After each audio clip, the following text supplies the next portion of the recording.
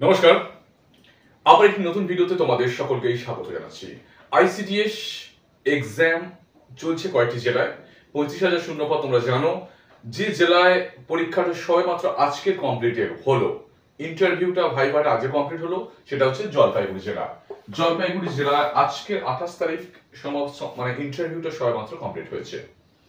সঙ্গে সঙ্গে কিন্তু বিভিন্ন ধরনের কমেন্ট চলে আসছে যে আমাদের তাহলে ফাইনাল মেরিট লিস্ট কবে বের হবে, অর্থাৎ রেজাল্টটা কবে আউট হচ্ছে, কাট অফ মার্কস কত নামতে পারে এবং আমি সেখানে চান্স পাবো কিনা বা কিভাবে আমি সেটা জানতে পারবো, কতটা কাট অফ মার্কস নামতে পারে এবং মেরিট লিস্টে কিভাবে তুমি কি ইম্প্যানেল হবে, কিভাবে হবে, তার একটা সঠিক যদি প্রোফাইল না থাকে কিভাবে হয় সেটা আমাকে জানাতে হবে।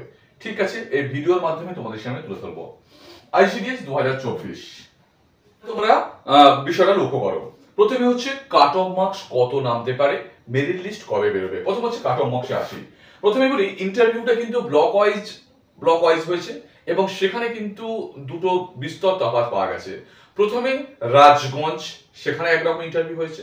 তারপরে ধূপগুড়ি অ্যাডিশনাল 2-1 এবং ২৭ তারিখে ধূপগুড়ি মেন হলো এবং আজকের হলো ২৮ তারিখে মালবাজার।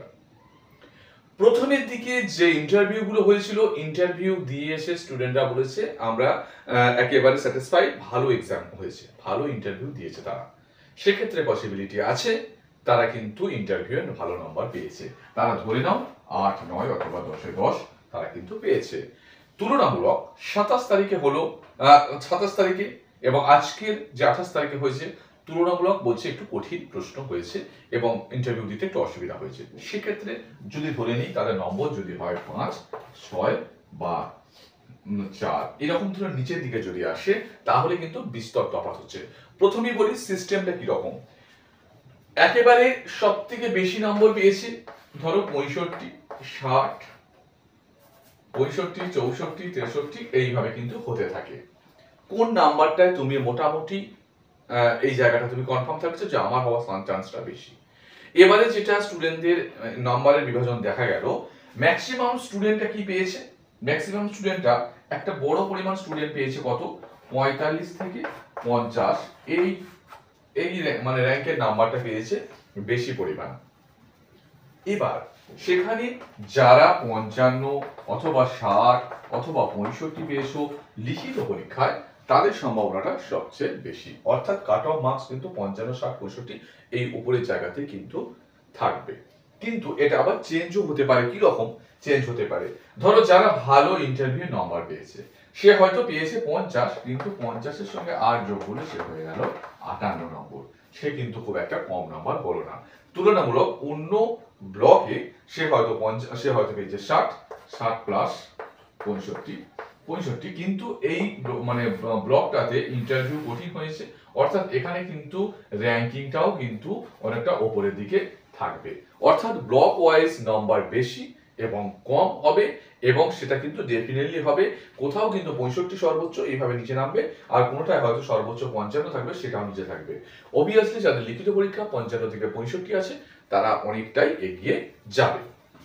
এবার বলছে রেজাল্টটা কবে আসতে পারে। রেজাল্টটা আজকের ইন্টারভিউ কমপ্লিট হয়েছে, যেটা বিশেষ বিষয়, যেটা আনঅফিশিয়ালি, কিন্তু এবারে যে নিয়োগটা সেটা কিন্তু আর্জেন্ট বেসিসে নিয়োগ হচ্ছে। অর্থাৎ এখানে কিন্তু তোমাদের এই যে আজকে কমপ্লিট হলো, তোমাদের ডেফিনেটলি মার্চ মাসের ৭ থেকে ১০ তারিখের মধ্যে রেজাল্ট অতি অবশ্যই চলে আসবে। ৭ থেকে ১০ তারিখের মধ্যে রেজাল্ট আসবে, অর্থাৎ ফাইনাল মেরিট লিস্ট আসবে এবং লেখা থাকবে ইউ আর ইন প্যানেল, তুমি প্যানেলের মধ্যে এসছো। এবং প্রিভিয়াসলি দেখা গেছে, ধরো আজকে ফাইনাল মেরিট লিস্ট খুলে গেল, আজকে মেরিট লিস্ট তোমাকে দিয়ে দিল, দেওয়ার পরে ওই দিনে আগেরবার দেখা গেছে ওই দিনের সন্ধ্যা থেকে বা অথবা পরের দিনে পুরো মর্নিং এ তোমার কিন্তু অ্যাপয়েন্টমেন্ট লেটার চলে গেছে বা কাগজটা কিন্তু তোমার কাছে চলে গেছে, অর্থাৎ দুদিনের মধ্যে তোমাকে জয়েন করাবে। অর্থাৎ আর্জেন্ট বেসিসে তোমার কিন্তু নিয়োগটা হতে চলেছে, অর্থাৎ খুব বেশি নয়, মার্চের কিন্তু ৭ থেকে ১০ তারিখের মধ্যে। এই হচ্ছে বিষয়। আর যাদের কাট অফ মার্কসটা একটু বেশি আছে, উপরের দিকে আছে, অবশ্যই 60-65 তাদের একেবারে অনেকটা পরিমাণ নিশ্চিন্ত। তবে কিন্তু মানে আশাহত হওয়ার কারণ নেই, কারণ ব্লক ওয়াইজ কিন্তু আলাদা। যাদের ব্লকে একটু কঠিন কোশ্চেন হয়েছে মানে হয়েছে তাদের কিন্তু ইন্টারভিউ নম্বরটা তারা কম পাবে, তারা কিন্তু বেশি পাবে। আবার কোথাও কিন্তু মেরিট লিস্ট আলাদা হতে পারে, এখানে সর্বোচ্চ 65 হতে পারে, আবার রাজগঞ্জে কিন্তু সর্বোচ্চ 50 হতে পারে।